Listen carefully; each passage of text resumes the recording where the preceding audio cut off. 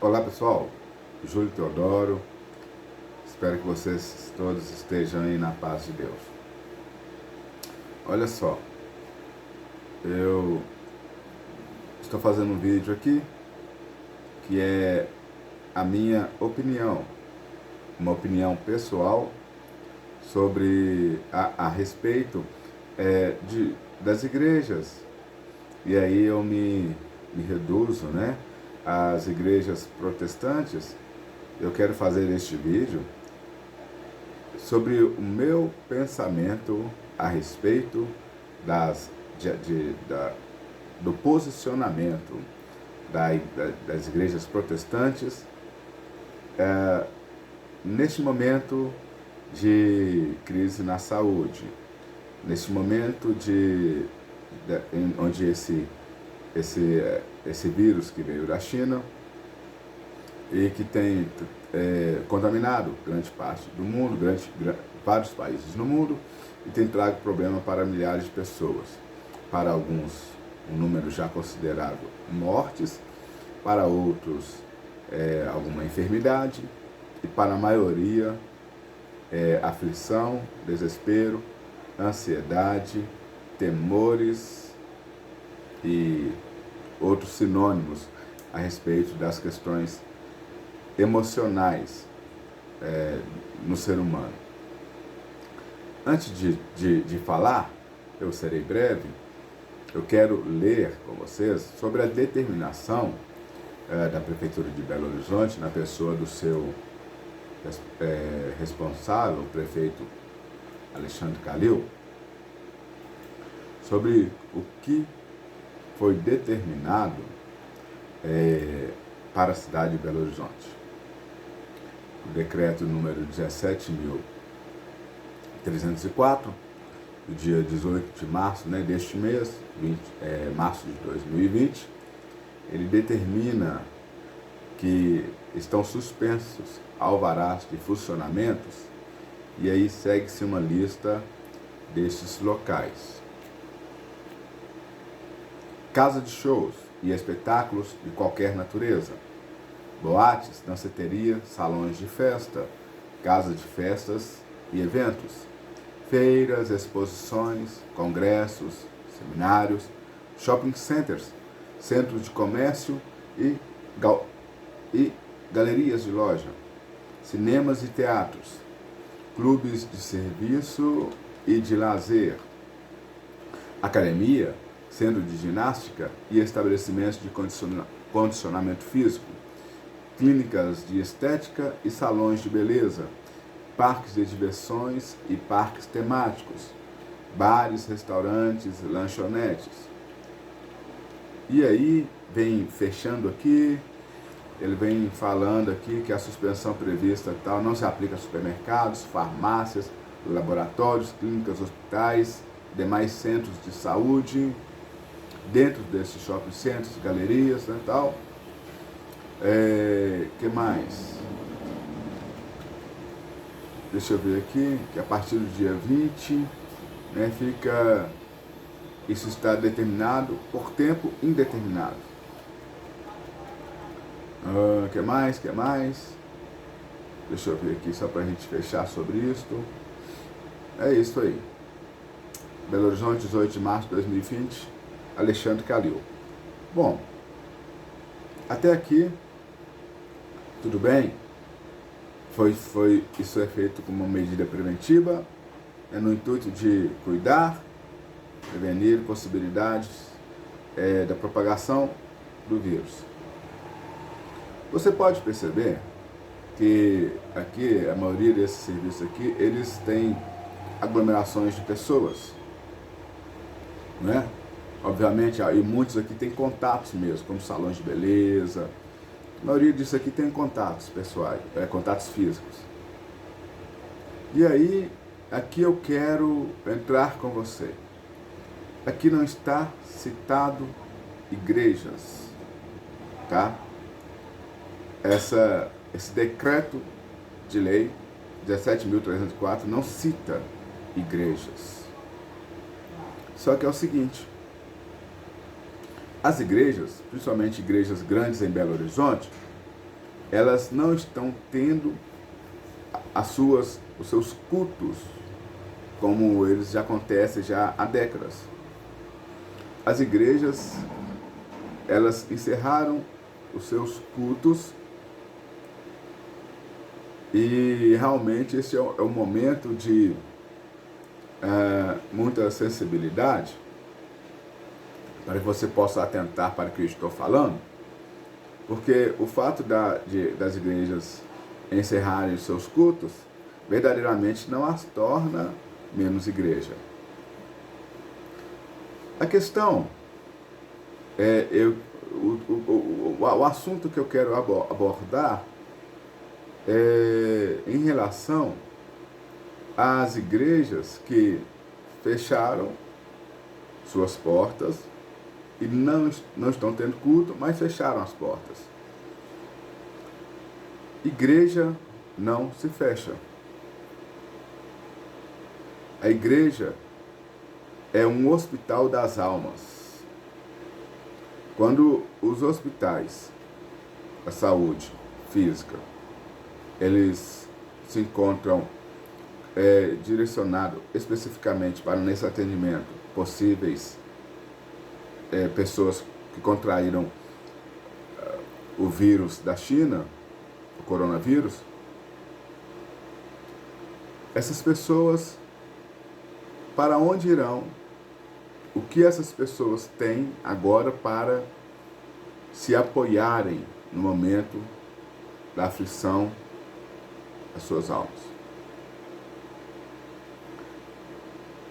Pastores, pastoras, responsáveis pelas igrejas, a minha opinião, esta é a minha opinião, não deveriam encerrar, fechar a igreja. Deveriam sim, ou devem, e se estão fazendo bem, encerrar as reuniões onde há aglomerações de pessoas. Sim, concordo plenamente em encerrar as reuniões onde há aglomerações de pessoas, aquilo que nós chamamos de cultos.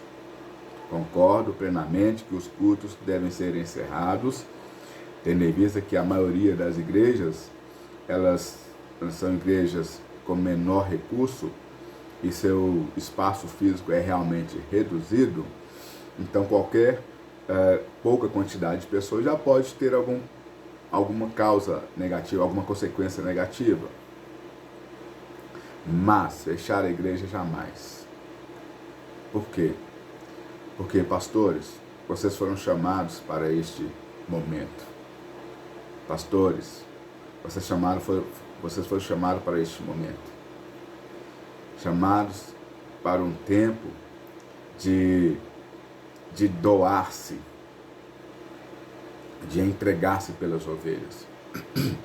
Pastores que fecham as igrejas.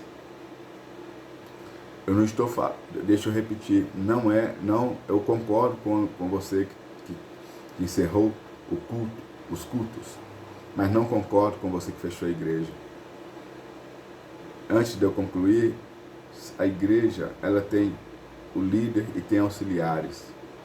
Pelo menos duas pessoas deveriam estar na igreja, na verdade, até mais tempo do que ficavam. A igreja deve ficar aberta até mais tempo do que ficava antes, porque para os cultos, num dia de culto somente, agora as pessoas estão mais necessitadas da palavra, e pastores estão dentro das suas casas se precavendo. Eu imagino eu penso que nós nos tornamos crentes fracos, crentes omissos, porque a gente, olhando para a história da igreja, se aqueles homens, aquelas mulheres de alguns séculos atrás pudessem olhar para nós, eles se envergonhariam de nós pela nossa covardia. Sabe? Quando nós olhamos para os homens que foram para as fogueiras, porque não negaram o Evangelho, nós olharmos para os homens que foram escalpelados vivos, que foram torturados, que foram jogados aos leões, aqueles que foram para as máquinas de torturas, aqueles que foram pendurados e foram feitos tochas humanas, aqueles que foram fuzilados, os que foram enforcados, os que foram crucificados. Imagino que eles se envergonhariam muitíssimo de nós. Você me fala assim, isso é uma questão de obedecer à lei. Não, a lei não proibiu igrejas de se abrirem, as igrejas de serem abertas, não proibiu, não há lei que proíba isto. Eu digo e repito, se os cultos se encerraram, tudo bem, correto a seu posicionamento. Se a sua igreja não é uma igreja grande, onde pode se reunir um pequeno grupo de pessoas e elas com a distância mínima de 2 metros uma da outra, não congregue, não tenha culto. Mas pastor, pastora, você foi chamado para este tempo. Você foi chamado para se apropriar deste tempo e profetizar uma palavra de bênçãos. Aquilo que faz tanto na igreja, né, no dia a dia, nos cultos normais, ministrando cura, ministrando bênçãos e tal. E agora, né, nós nos acovardamos e nos estamos escondidos, preocupando-nos somente com nós mesmos, com a nossa família, no conforto dos nossos lares. E as pessoas que realmente estão sofrendo desesperado, e as almas? Pastor, se você não crê em Deus neste momento, e se fosse uma perseguição espiritual, e se a partir de agora viesse uma lei dizendo que as igrejas serão fechadas definitivamente, e quem continuar pregando o Evangelho será preso, perderá seus bens, quem vai permanecer? Quem vai permanecer? Se por algo que nem foi proibido, você tomou essa atitude última, quem vai permanecer? Quem vai permanecer? Se houver uma perseguição agora, você ficaria? Você abriria a igreja? Você iria lá e ia pregar o Evangelho? Sabe? Esse vírus que veio da China, esse problema que veio da China e que está assolando grande parte do mundo, não foi a justiça de Deus. Pastores, não foi a justiça de Deus. Isso não é a justiça de Deus, pastores. Quero te dizer que isso é a misericórdia de Deus. Sim, Deus está sendo misericordioso conosco, porque Ele está nos mostrando que a Bíblia é uma verdade, que a palavra é verdade. Ele está nos mostrando que nós precisamos ficar atentos. Aquele que está de pé, cuide para que não caia. O que está caído se levante. O que está desanimado se fortaleça. Que o ateu ele entenda, ele creia que a palavra, que tudo o que está acontecendo está contido na palavra. Que a palavra é fiel e verdadeira. Pastores, pastoras, abra a igreja. Abra a porta lateral da igreja, caso tenha. Mas não feche a igreja. O fechamento da igreja mostra sua fraqueza. O fechamento da igreja mostra sua falta de fé. Eu não estou falando aqui de tentar a Deus, não. De fazer prova com Deus, de tentar a Deus sobre isso. Não. Existe a autoridade, os cuidados médicos, o Ministério da Saúde. ele já determinou, né? Ou já orientou, aliás, o que deve ser feito. E agora, pastora, cuide da saúde, faça as coisas do modo correto, mas não omita o seu chamado. Aquilo para que você foi chamado, você está abandonando assim por um. Então, talvez você, né, esteja abandonando, deixa eu repetir, essa é a minha opinião. Almas aflitas. Talvez alguém vai perder um filho, talvez algum empresário vai ficar entristecido, talvez um pai vai perder uma esposa. As pessoas serão atribuladas. E cadê a igreja? Cadê a igreja que não houve arrebatamento? Que não pode ser enquadrado naquele hino antigo. Muito breve vai sair uma notícia que o povo desapareceu. Não pode se enquadrar nesse momento porque a igreja está lá, nós estamos aqui e a igreja está fechada. O meu pensamento, a minha opinião é: pastora, dê um jeito. Organize a igreja. Deixe as pessoas uma hora na igreja. Deixe um diácono, um obreiro, um diaconisa lá, alguém uma hora na igreja. Tome cuidados, coloque álcool gel, sabão, detergente, máscara, luva lá. Mas as pessoas correrão para a igreja nesse tempo. E nós não subimos, nós estamos aqui. Eu creio mesmo que esse é o tempo que Deus está nos dando, porque Ele não está sendo justo, está sendo misericordioso.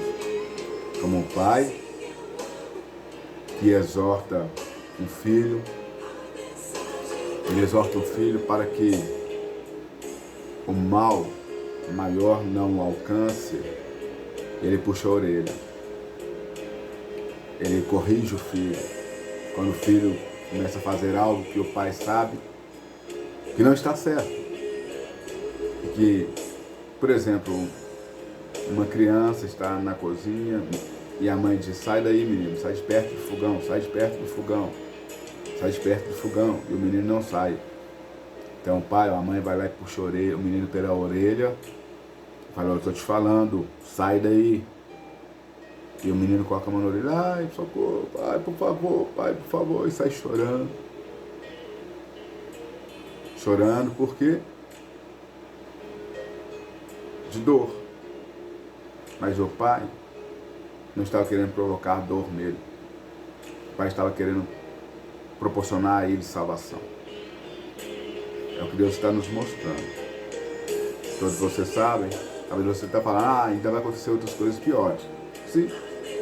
E muitos, os grandes pastores, os grandes teólogos, têm chamado este tempo de princípio das dores, a qual nós lemos lá em Mateus 24.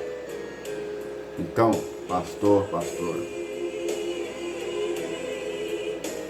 peça a Deus sabedoria, estratégia, um coração renovado e vá. Você foi chamado para a guerra.